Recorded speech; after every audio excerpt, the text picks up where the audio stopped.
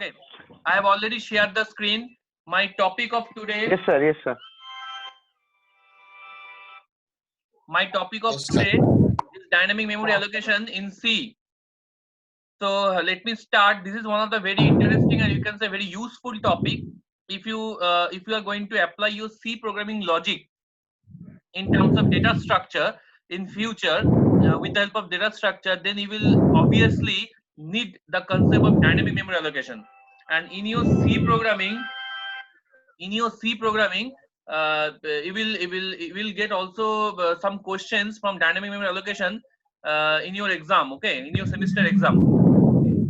Some programs we will get as well as some theoretical question we will get. Most of the programming are came. So so let me start with the dynamic memory allocation. So before I'm going to start with the concept of dynamic memory allocation, I need to tell you till now whatever concept, whatever data structure you have used, you have already used structured data structure, you have already used array data structure. So I'm going to discuss today with the concept of array. Okay. I'm going to discuss today with the concept of array. Now the thing is that array is actually such a data structure which contains which maintains a static memory allocation, not dynamic memory allocation. So till now whatever logic you have applied with the help of array data structure, all are static memory allocation by default. Okay, so how the array memory will be allocated, this picture I will show it. So here is an array of total 9 elements, 9 memory location, all are integer type elements. So each and every box, or you can say each and every item will occupy 4 bytes of memory. So total 9 elements means 9 into 4, 36 bytes of memory occupied in the memory heap space. Okay, so one thing please remember, that whenever we are dealing with the concept of dynamic memory allocation in C, from where it will give you the memory dynamically, that is the question. Sometimes the MCQ question has come that from where the system will provide you the memory dynamically. So your answer should be from memory heap. From memory heap, HEAP, heap memory location is such a memory location from where you are getting your memory dynamically. Right, it does not contain your primary memory, or does not contain your hard disk. Okay, it's a special type of memory location from where you are getting a pool of memory which you can use dynamically. Okay, now in this array of 9 elements, so first let me tell you what are the disadvantages for static memory allocation in terms of array data structure. So in this array you are watching this array with 9 elements. Suppose you are requesting a 9 element to your system manager or your CPU to allocate the 9 elements for storing 9 integers in the memory. To allocate total 34 bytes, 9 into 4, 36 bytes for the 9 elements to store your array elements into your memory.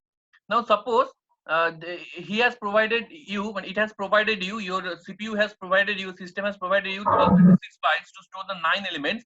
But after some time, suppose if required to store 3 more elements. So 3 more elements means 3 more integers you need to add into the array.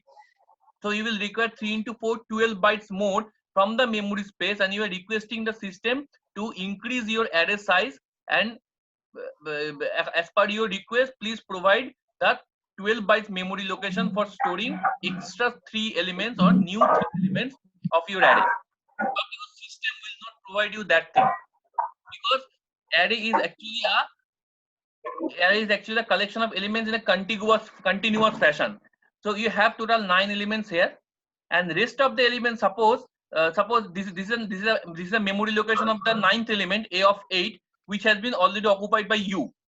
Suppose the next element memory location, suppose a of 9, which you are not requested in earlier cases, this has been occupied by some other user of the system. It may be possible. Okay, he has already requested the memory before your new request. He has already requested the memory, and he has occupied that 9th position, that this position element. Okay, so your system cannot provide you the next continuous positions of the static memory allocation.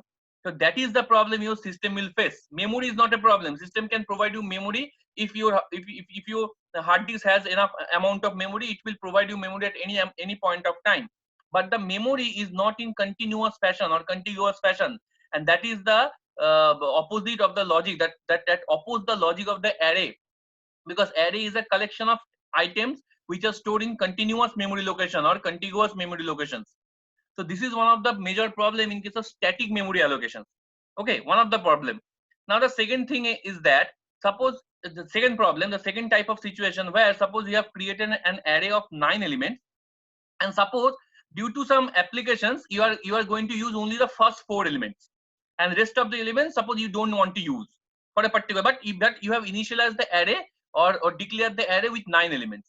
So what about the rest of the elements, rest of the memory locations? The rest of the memory location is by default occupied by your array. It has been already given by the system to you. So no other user will get the chance to use those rest of the 5 blank locations which your array has already occupied.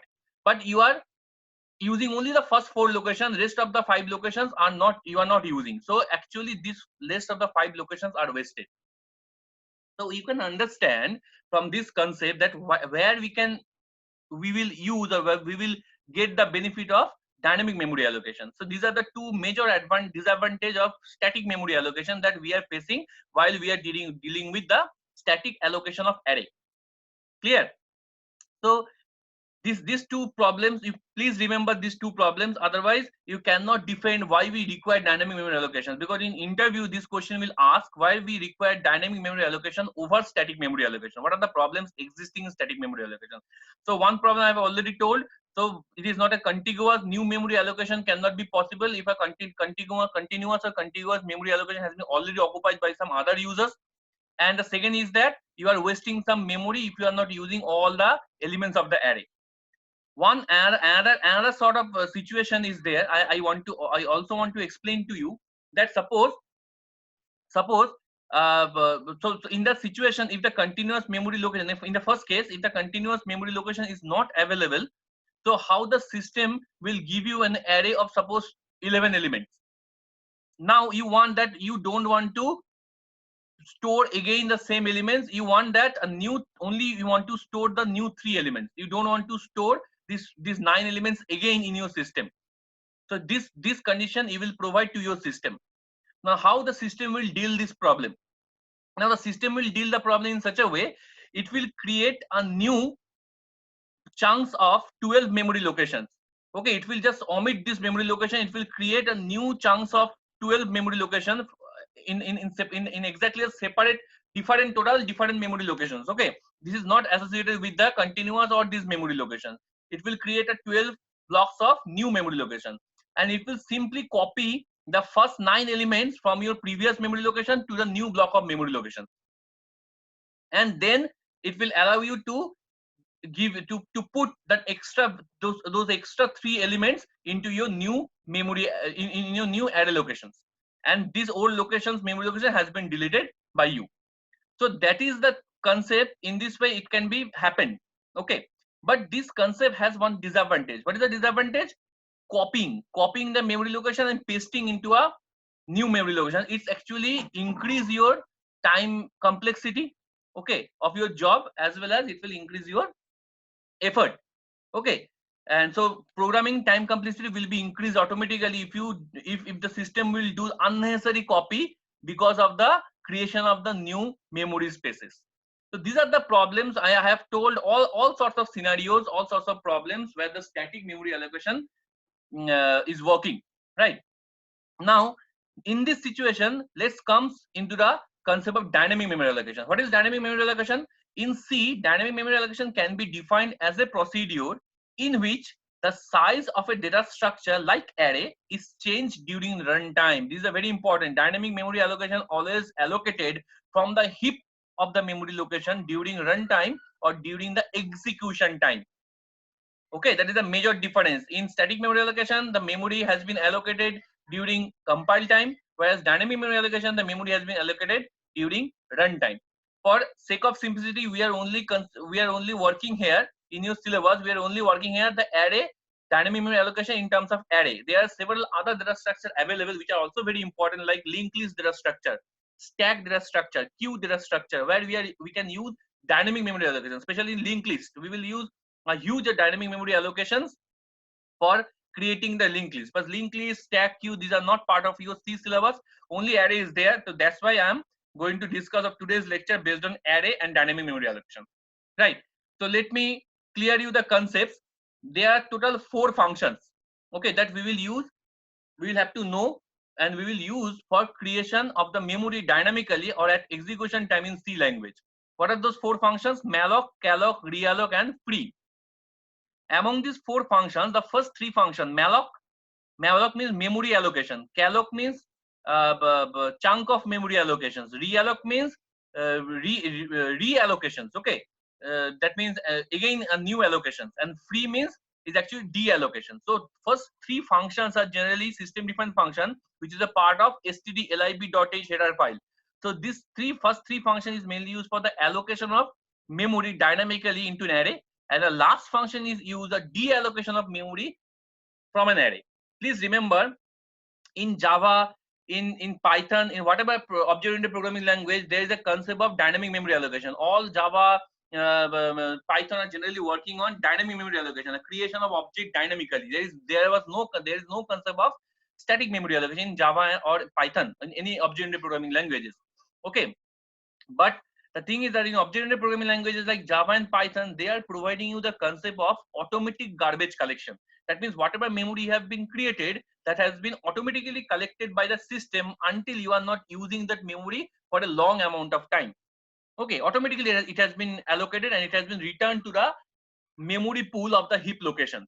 Okay, if you are not using using that memory location for a long amount of time. Okay, but here in C programming language, C compiler, or you can say the C, does not provide you this facility. In C programming language, you will have to use this function forcefully or explicitly to free the memory location which has been occupied by you during the dynamic memory allocation time. Am I clear? Everyone is clear? So these are the two difference between static memory allocations and dynamic memory allocations. Okay, which I already told, static memory allocation is allocated at compile time, dynamic memory allocation is allocated at runtime. Sometimes the difference has come into the exam. Memory cannot be increased while execution time. Very simple, because compile time, if it is allocated in compile time, so in execution time or runtime, memory cannot be increased. But in dynamic memory allocation, memory can be increased while execution of the program or while executing the program. And static memory allocation mainly used in array mostly, and dynamic memory allocation mostly used in linked list, which I already discussed. Okay, you just need to know the names of this linked list that are such a right now in your syllabus. It is not part of your syllabus. Okay, it's a part of data structure syllabus. Okay, now let's talk about the 4 functions and its single lines of definition. So what is the use of malloc? Malloc allocates single block of requested memory. I will discuss all these things in details. I will also show a code. Calloc is allocates multiple block of requested memory. So malloc is used for allocating single block. The difference between malloc and calloc: malloc is used for allocating single block, whereas calloc is used for allocating multiple block of requested memory. How? I will tell you. Realloc means, suppose you are creating your memory initially by using either calloc or malloc, any one of these functions. Now suppose in the middle of the execution time, suppose you need to reallocate the memory occupied by malloc and calloc function. It means reallocation means you want to increase the size of the memory at any time during the program, then you can use the concept of realloc. Okay, and free, I have already told, free is actually used for dynamically deallocated of memory. Okay, it is wrongly written, is dynamically deallocated of memory, not allocated, deallocated the memory. Deallocated means return the memory. Now let's go to the concept of calloc malloc. Is everyone okay up to this? Has anyone any doubt? Has anyone any doubt? No, sir. Okay, so let's continue with this concept of malloc, calloc, realloc, and free. So look, this is the memory which I have drawn for you. In this memory, suppose there is a various memory locations. Okay, now this memory is coming from heap. I already told all sort of dynamic memory allocation. Please remember, it's generally done from the, it generally provides from the heap of the memory. Heap is one of the portion of the memory which has been used it's a primary memory portion. Okay, within RAM, it will get the heap memory portion. Okay, and that will be used for the dynamic memory allocations. Now let's talk about the first function, malloc. how it has been declared. This is the format of the malloc function. Void pointer, star means here pointer, malloc function name. I already told all these functions are part of stdlib.h. So hash include stdlib.h you have to include in your program. So malloc size t size. So this variable is very new to you. This actually represents the size of the malloc which will be created dynamically or at the execution time of the program. And this size will never be negative. It's always a positive size. The size cannot be negative. Okay, the size of a memory cannot be -1, -2, -20. Right? Size is always positive, either 0 or positive. Right? Not 0. 0 is also not possible. Okay, because the minimum size of a byte or a character is 1 byte, and then integer for 4 bytes, float for integer for 2 bytes, float for 4 bytes, and so on. Now, so this can be considered as an unsigned int. Okay, if we consider it as an integer, it can be considered as an unsigned int. Okay, and its size is 2 bytes. It depends on the architecture of the system. Now, this malloc function, remember one thing, that the malloc function by default returns void pointer. Malloc function by default return void. Not only malloc function, all malloc, calloc, realloc, all three functions by default return void pointer. Now, there is one problem. We cannot do our work with the void pointer. What is the problem? Because void pointer is such a pointer. Please remember, I am also telling the concept of void pointer here, because sometimes the question will come, what is a void pointer and what is the difference between void pointer and normal pointer or integer pointer. So void pointer, we cannot do some initialization work with the void pointer. Like if we do this statement, we cannot provide this one. Void pointer cannot be dereferenced. Okay, that means suppose we have defined a void pointer as star p, void star p, and we cannot do star p equal to 2. It's not allowed. It is not possible during the void pointer. Void pointer cannot be dereferenced, cannot be modified. Please remember, void pointer cannot be dereferenced or cannot be modified. Okay, you cannot initialize the value of void pointer. You cannot even increment the value. You cannot do star p plus 1 in void pointer. It is disallowed. Star p plus 2, it is not allowed. But star p plus 1 we already did in integer pointer. Star p plus 2 we already did in integer pointers. Okay, to represent defined elements of an array. So please remember these things. Void pointer we generally not to use. Okay, now if you are not use void pointer, then what pointer we will use, that we will see in future. So let's take about how to define a malloc function. So here I have given a very simple example to define a malloc function. It's a malloc function, and the size of the malloc function I have defined with a positive integer is 4. So suppose the memory has been occupied from 208 the memory locations. Okay, that is random location has been given by the system to you, and 4 bytes means it can store maximum 4 bytes of data here. So 208, 209, 2010, 2011, and up to 2012 it will store the data. So what is the starting address of your memory location? That is 208. Okay, and it has been given dynamically during the execution time of the program by your system. Okay, your C program is only requesting it. So 208 is the starting memory location, ending memory location is 212. So if we print P, so it will return the value 208. Okay, we can print the void pointer. Printing option of void pointer is allowed, but incrementing, modifying these sort of options we cannot do with the void pointer. Clear? Now by default malloc return void pointer. So how we can change? So this is the one of the way of representing our mallocs. Okay, but we are not using this way. We are using some defined way. Let's check which way we will use. Now I'm showing you one more thing is that how we can define the size of a void pointer instead of defining the integer size directly or constantly. It is a not good way of defining a size of a malloc function. We will use this concept, size of int. Size of int means we will define one integer size or one element of the integer type, and when we will multiply it with some number, that means this number will represent how many number of integer elements will there. So integer element size is size of int will return how many size? 2 bytes.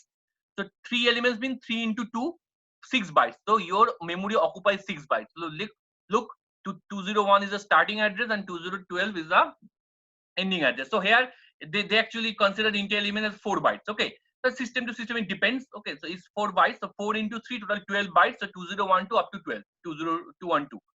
Clear? So in this way, at runtime the memory has been allocated. Now if we change this 3 by n, and n you have taken as the input as scanf through the scanf, n is the size of the array elements, dynamic array elements. So n into size of int. So how many size you have defined initially with the array element during the runtime and during the execution, that only that amount of size memory will be occupied for your program. Okay, it will not waste your size. But in case of static memory allocation, whatever the initial size declared, you have declared your array allocation, it will actually wasting that program. Okay, wasting that extra amount of space. Now this is the way of defining a malloc function. Now I will tell you how we can change the void pointer into its corresponding integer type. So let's check it. Malloc function void pointer. Achha, if this session will be log out, I will create one more session. Everyone please join. If this session will be shut down because the time is already very close to end. Meeting is very close to end. So if this session will be log out, then I will create a session, one more session for 15 minutes. Okay, please join in that session. So let's continue. So in malloc function void pointer, we are not going to do any operation on the void pointer. So we have to typecasting the void pointer. How we are going to typecasting the void pointer? Very simple. Explicit typecasting of integer pointer we can do here. Okay. And by the help of this integer typecasting, we can change the pointer type star p from void pointer star p to int pointer star p. So this is the way of typecasting. So you can understand how we can. Typecasting is not a new thing for you. This is the pointer typecasting. If that is a new thing, and it will change from this by default type void pointer to integer type. Okay. So if we print the p here, so it will give you the starting address 201 as an output. Now we can perform any operations, increment, decrement operation with the integer pointer, because start p is right now integer pointer instead of void pointer. So start p equal to 2 is possible, start p plus 1 equal to 4 is possible, start p plus 2 equal to 6 is possible. If you remember, these are the various position of the array element. So start p plus 1 can also be written as start p of 1. Start p plus 2 can also be written as start p of 2. Okay, the same thing. Okay, it will not start p of 2, p of 1 equal to 4 and p of 2 equal to 4. So it will represent the address of the corresponding memory location where the elements 4 stored and where the elements 6 stored respectively. Okay, so this is the way of defining a malloc function. That is the only thing that you need to know. Calloc function definition is very much similar with the malloc function definition. Only the difference is that in calloc function, instead of one argument, we will pass here 2 arguments. Okay, in malloc function, we will pass only one argument, that is the size of t. But in case of calloc function, we will pass 2 arguments. The first is the 10 minutes is there. So the first is the size of the t of the num variable. Okay, that means what will be the chunk size or the size number of elements you want to increase. Okay, you want to define, and size of the t of the integer type. You know, which type of size you want to occupy from the heap memory location, and rest of the thing is similar. Now one more difference is there between calloc and malloc that I want to point it out. That is a very major difference which has been written here. Calloc set all bytes position by 0 at the time of initialization. So when it will be initialized, suppose you are not putting any value into the memory location after initializing the calloc, so by default it will consider the 0 as the initial value. Okay, but malloc does not consider 0 as the initial value.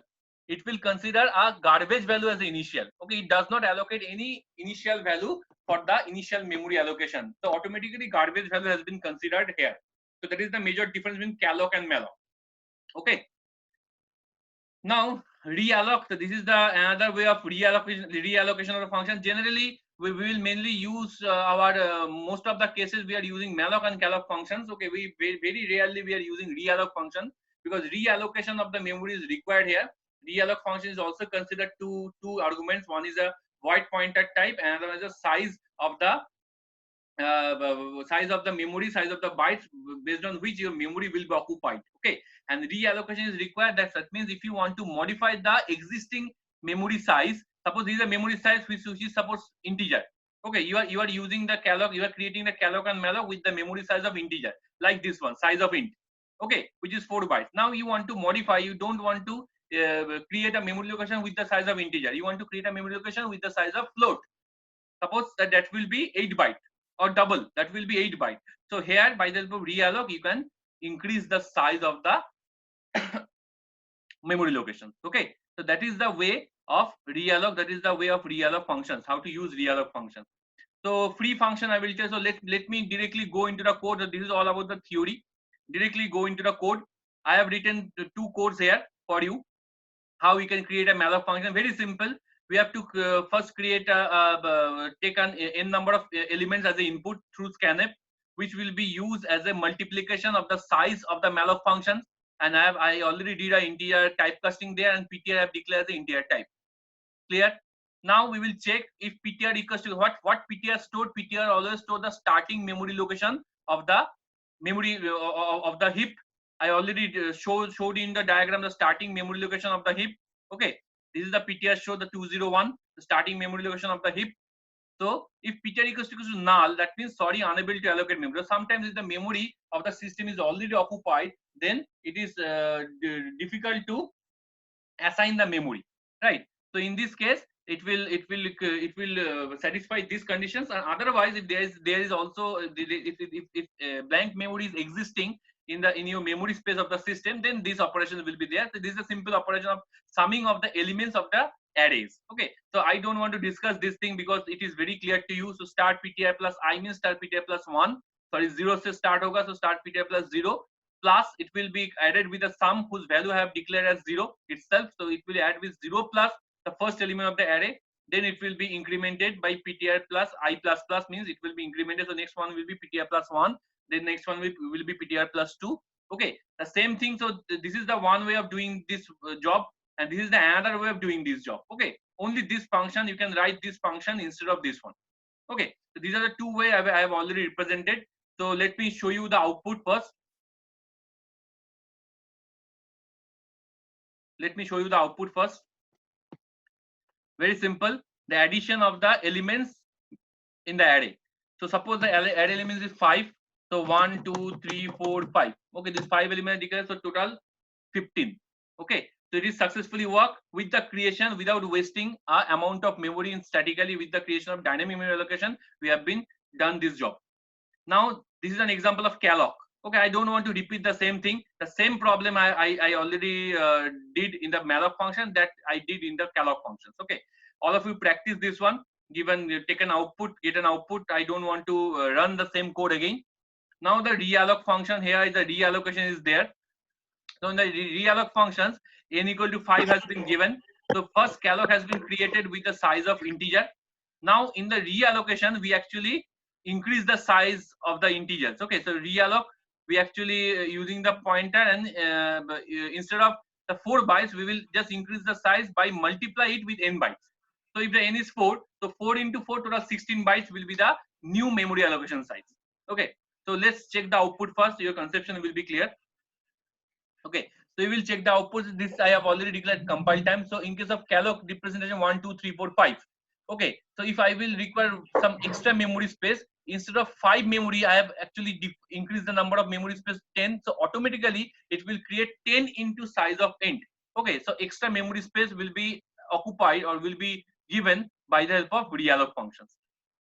So in this case, in these programs, I already told that stdlib.h is important to define the calloc and malloc, and I have used a free functions. Look at the last instruction before the get ch and return 0. If there's a free function, in this way we can use a free function, just free and passing the pointer name with where the memory malloc and calloc memory has been assigned. Okay, store the first address of the memory location, just pass the pointer name. It will, after doing the operations, it will automatically clear the allocated blocks by you at the dynamic memory allocation or during runtime. So this is all about the dynamic memory allocation. Thank you for watching it. If you have any question, you can ask me. It already 3 minutes and 3 minutes left.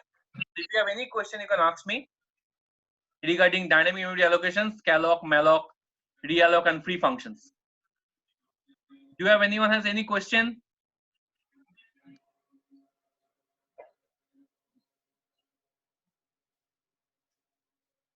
So you can do any program, whatever you did already in term by the help of array. You can do any program by using dynamic memory allocation. So you must remember, always you will get advantage while you are using dynamic memory allocation compared to static memory allocation. Okay. So in your exam, you can also, if an array program will come, you can also represent the program by the help of dynamic memory allocation, or you can do by the help of static memory allocation if it is not explicitly defined in the question. Okay, if it is defined in the question that you have to use dynamic memory allocation, you have to use dynamic memory allocation. So that's why I'm telling, so you have to practice all the programs of the array, some important programs of the array. Choose some programs from the array which you have already done, and try to solve these using the malloc-calloc creations. Okay. Okay. Is anyone has any question? Has anyone has any question? No. Any doubt? All of you must practice these 3 programs at your home. Okay. If you have any question, you can ask me. Almost 2 minutes left.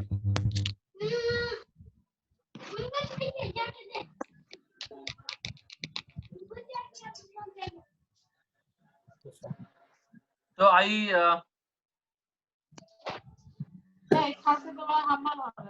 अरे So I hope there is no more questions. But I am also providing this video lecture in your Google Classroom. Okay, all of you must follow it. And thank you for watching it. So I am close down this session. If you have any question, please ask me in my through my mail or in the Google Classroom as well. I am always there for answer your question. Okay. So thank you for watching. I am going to close down this session. Okay. Thank you, sir. Thank you, sir. thank you, sir. Okay. Thank you.